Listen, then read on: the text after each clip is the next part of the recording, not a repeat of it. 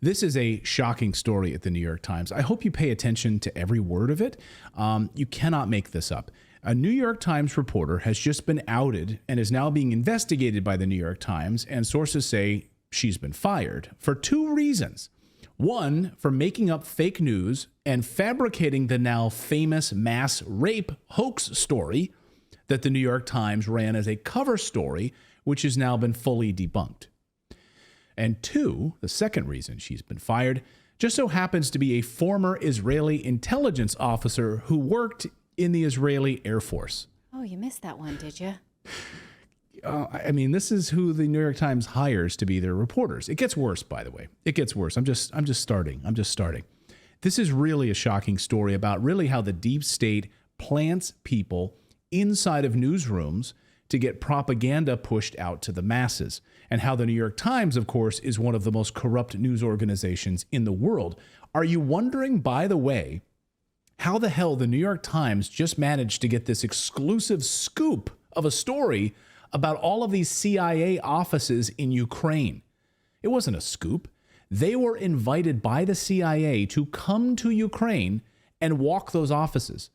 They are a mouthpiece of the intelligence community.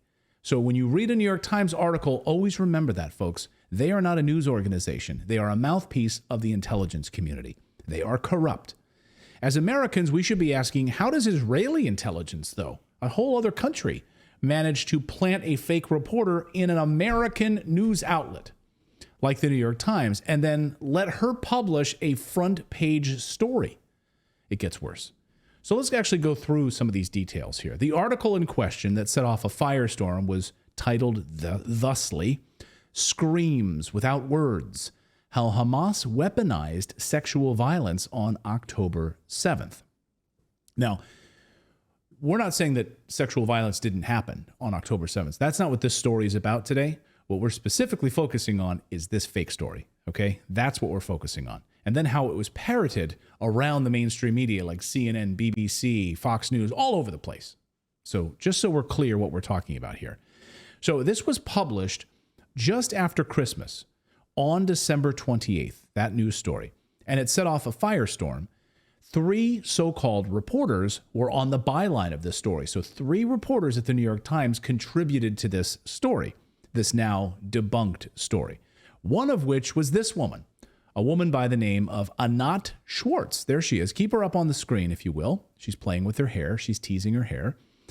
You can see she was born in Israel and served in the iDF intelligence service for the Israeli Air Force. We know this thanks to amazing reporting over the past few hours from Zay Squirrel on X.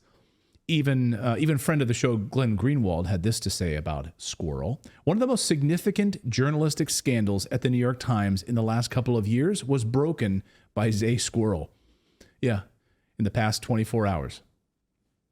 We already knew the article had been debunked, but thanks to this guy, Squirrel, we now know her IDF connections and her social media posts about annihilating Palestinians. More on that part of the story in a second. So she liked to talk about that on social media. What else do we know about her, though? Well, we know she's never once in her, listen to this, she's never once in her life published another news article. Wait, what? She's never, I'll repeat it for those paying attention. She's never once in her life published another news article. Meaning she's never written a single piece of journalism, published journalism ever. But she somehow got to publish a front page story at the New York Times. How exactly does that happen? Imagine that hiring meeting for a second. Let's just role play this. Well, Mrs. Schwartz, good to see you here. Looks like we got your writing resume here in front of me. I see you've never written anything before in your entire life that's been published in any newspaper or any magazine, not even Cat Fancy magazine. You did make a film, but you never written anything, and no one has ever heard of you before, but we received a phone call from the Israeli intelligence service, and well, good news, you're hired. Because I was thinking... And we're going to put you on the front page. Anybody can decide to be a journalist if you disclose your biases. Anybody can be a trustworthy journalist if you disclose your biases, right? So had that article been true, And had she been an experienced journalist, or had she said, I know this from these internal sources, that would be fine, right? We're not saying that someone who has a past in Israeli army could never be a trustworthy journalist. That's not the case. But having no small market experience, never been a journalist before, right? Yeah, that doesn't fly. If you've been in the business, you know, as journalists, we have to start in small markets with small papers and work our way up. You don't start at the paper of record, New York Times. Yeah, you don't start at the New York Times. No. I mean, I guess unless the Israeli intelligence service gets you a job there and plants you in that newsroom. But it gets worse because Zay Squirrel found out Schwartz was simultaneously still working for Israel's state-run media while also working at the New York Times. Okay, so all of this benefit of the doubt I'm giving her is dying on the vine right now, right before our very eyes. And how do we know that? We know this because it's on her frickin' Wikipedia or his LinkedIn page. So she's working for Israeli public broadcasting at the same time that she's working at the New York Times. But even beyond working for Israeli intelligence is the fact that she has a history of liking social media posts that call for the total annihilation of Palestinians in the Gaza Strip. So maybe she could have disclosed that in her article, like, hey, I'm the reporter on this story. Hey, by the way, I would love to see Palestinians annihilated. She could have put that in the story. Maybe we wouldn't have thought she's an actual reporter. We would have gotten accurate information. She liked this tweet, for instance. Here's a tweet she liked on October 7th, where this guy says, quote, you can see that Anat liked this tweet. She says, he says, turn the Strip into a slaughterhouse. If a hair falls from their head, execute security prisoners. Violate any norm on the way to victory for them to see and be seen. So she liked that tweet, annihilate them. I learned a term for this today. It's called offense archaeology. Okay. When you look through somebody's social media and see what they've done in the past that is relevant, just thought I'd share. It's called offense archaeology. Well, that one's offensive. Yeah, that's pretty offensive. So this New York Times article, and here's again the front page to remind you of this, screams without words how Hamas weaponized sexual violence on October 7th. Look at this family, right? This family, of course, the way the New York Times paints it is they're in ruins, of course, and they're detailing here the sexual violence against this family's daughter and their history of sexual violence and the killing of babies to terrorize the Israelis on October 7th. The article, of course, has been totally debunked by the great reporting at the Gray Zone, who first debunked this. They were the first to debunk it, and then others came along and also debunked it. Other news organizations have now done the same about this original New York Times fake story. So even the Israeli family featured in this New York Times article refuted the story. The family whose photo you saw there. No, our daughter wasn't raped. We can't believe the New York Times actually said that, the family said. So the Israeli family featured in that photo of this article said the New York Times manipulated them. The family told Israeli newspapers that the New York Times fabricated the rape part of the story. There's no evidence our daughter was raped. Whoops. Well, we just wanted to, we're the New York Times. We just wanted to stick some rape in there. Sorry, we needed to spice it up a little bit. I guess that's what the New York Times does. Just add a little bit of rape to a story. All the murder wasn't enough. It just wasn't enough. They wouldn't get eyes on their article. We need to also say that your daughter was raped when she wasn't. We just got to add that in here. But here's the amazing piece of this, if it's not amazing enough already. The Israeli police issued a statement before the New York Times ran that piece. Told the New York Times, the Israeli police told the New York Times they have zero evidence of rape. And they said they haven't been able to find anyone or any eyewitnesses to confirm it, and there's no evidence whatsoever. And they told the New York Times this. Israel police told them before the piece ran, and the New York Times didn't include that piece of information in their article. Like, oh, the Israeli police reached out to us for comment before this piece ran. They told us they have zero evidence of the rapes that we're cataloging in this entire piece that have now been debunked. The Israeli police said they debunked it. But the damage was done because CNN, Fox News, all of these people ran this story about how Hamas, killed babies and then raped Israelis on that day. And they cited this story. CNN can confirm these stories. We have some really disturbing new information out of Israel. The Israeli Prime Minister's spokesman just confirmed babies and toddlers were found with their heads decapitated in Kfar Aza in southern Israel after Hamas attacks in the kibbutz over the weekend. That has been confirmed by the Prime Minister's office. Yeah. So the Prime Minister's office confirmed that. So did the New York Times. So interesting, the New York Times also has a podcast called The Daily. And The Daily was all set to publish a companion podcast about this rape article where they would then talk about it. So it's like a director's track. You know, here's our article that we stand by, you know, this fake rape article has been debunked. And here's our podcast where we're going to talk about the article. We'll invite our reporters on to talk about it, right? That it did. So apparently internally, they were having doubts about this article because there's a lot of people coming out debunking this story. They're like, should we run this daily podcast as well? Because, I don't know. According to The Intercept, there were suddenly discussions about delaying the podcast or even editing it. Instead, they did nothing. They decided, no, we're not going to shelve it. We're not going to edit it. We're just going to run it as is. So we're going to double down on our bad reporting and we're just going to add more fuel to the fire, so to speak. They doubled down on the fake story. Well, since the news broke then, Anat Schwartz set her account to private, of course. So she set her account to private, and while she set it private, she was busy scrubbing her entire history. And then she reopened the account and she published the account again where it was available, and you could see that she had removed all of the we should annihilate Palestinians tweets and likes and all of that. So she had gone through and scrubbed it. And then once that was not enough, then she decided to totally delete her account. So you can now see that the account is totally gone. This account doesn't exist anymore. So she deleted it. There were two other reporters, by the way, on this story. Adam Sella and then also Jeffrey Gettleman. Turns out that Sella is just 24 years old and is the nephew of Anat Schwartz. Get out of here.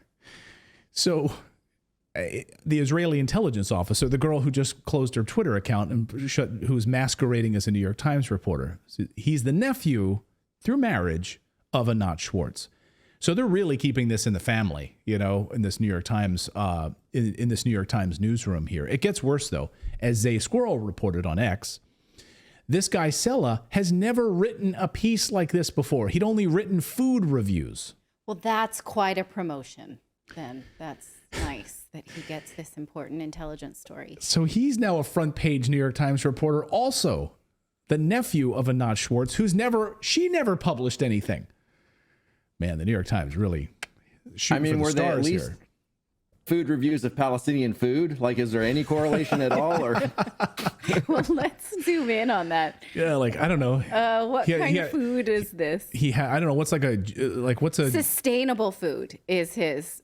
Yeah, his so here, take a look. background Here it is. So here's Zay Squirrel's tweet on this. He says, if I told you that the New York Times hired a recently graduated college student with only a couple of prior articles written on the subject of food and cooking to be their lead on-the-ground reporter on the mass rape hoax they fabricated, would you believe it? That's Adam Sella right there. My background working for various publications and food companies combined with my hands-on work in kitchens and farms makes me well-suited to write about sustainable food. Sustainable food only. So, how does an Israeli? Go ahead. So I want to apply for a job at New York Times now because with my editing experience, my actual editing experience, I freaking be CEO, or at least be in charge of their global broadcasting that were all videos. Run the place. I mean, I actually have experience. No, you're overqualified for the New York Times. I'm overqualified. You have to be 24 and have no journalistics experience at all, basically. You're a little too up on the news, Philip, having worked on Redacted for several years. Yeah, yeah, you're overqualified. I guess I got that, and I never worked for the CIA, and neither does any of my relatives. So I guess that does disqualify me right there. Disqualified. Yeah, you're disqualified. You have no biases and you don't like war. Get the heck out of here. So how does an Israeli intelligence officer and her nephew, who's never written a piece like this, get put on this story? Oh, wait, there's one more reporter. There was 3, remember? Who's the other reporter on this story? They had to put in a guy who's been around for a while at the New York Times to maybe give this story some legitimacy. This is Jeffrey Gettleman. There is his glamour shot. He's a Pulitzer Prize winner at the New York Times, foreign correspondent. He's written a memoir called Love in Africa, right? So there's Jeffrey Gettleman, New York Times reporter. He's the 3rd reporter on this story. So Gettleman, I guess, adds his name to the story to legitimize the story. I don't exactly know, but that seems to be the case here, because what evidence do you have, Jeffrey, that the story you wrote, that these women were actually raped? What evidence do you have as a reporter? I mean, reporters go through evidence, right? And the police even told you before the piece ran that they had 0 evidence. So what evidence do you have about this? Where's your evidence? Well, he was asked about this, Jeffrey Gettleman. He was asked about this at a reporter forum. Watch. I don't want to even use the word evidence, because evidence is almost like a legal term that suggests you're trying to prove an allegation or prove a case in court. That's not my role. We all have our roles, and my role is to document, is to present information, is to give people a voice. And we found information. We found It's not evidence. so we don't have any evidence. I'm not going to use the word evidence. I mean, it's information. We might have, made it up. We might have made it up, but it's I'm losing my damn mind here. Without evidence, you're just making stuff up. right. If you don't have evidence, it's an opinion piece. Yeah. Even opinion pieces sometimes use evidence. What the hell, man? Use the word evidence and then use evidence. Like this Yeah, idiot. because real evidence stuff. is what creates the information. Yeah, exactly. You can't have one without the other. Like this idiot in the chat. Or else it's fiction. Like this idiot in the chat says, Alberto, he says, Redacted stands with Hamas. Like, what the fuck are you talking about, you Get moron? the hell out of here. Idiot. No, what we're talking about is a specific New York Times story infiltrated by Israeli intelligence. That's the focus of this segment, you moron. So the New York Times still has the article available, which has been debunked and is fake news. It's still on their website, and they haven't even issued a correction. The only correction, if you read the article, if you scroll to the bottom of it, is about the age of a person in the article. They corrected her age. Not that the whole article is fake, and it's all been debunked, and the family says you made it up, and the Israeli police say you made it up. But it's still up on their website. And so at this hour, according to Zay Squirrel, she is out of a job, but I guess under an investigation by the New York Times. But did she really have a job, given that this was her first story? I mean, here's the thing. You can, Did she have medical equipment or medical coverage and a 401k? It seems like she was not that well established. I mean, this is the thing. You can throw her under the bus then, right? She was a rogue reporter, but we at the New York Times we didn't know about this. She's a rogue reporter. We didn't realize that she was had secretly worked for the Israeli intelligence. But we've got our newsroom under control here. And her nephew, the 24-year-old food writer, we're going to talk to him as well, but don't worry about it. We're going to put him back on the food beat. He'll be covering restaurants in the Upper West Side. Okay. So that's your New York Times, the most one of the most corrupt newspapers in America, the paper of record.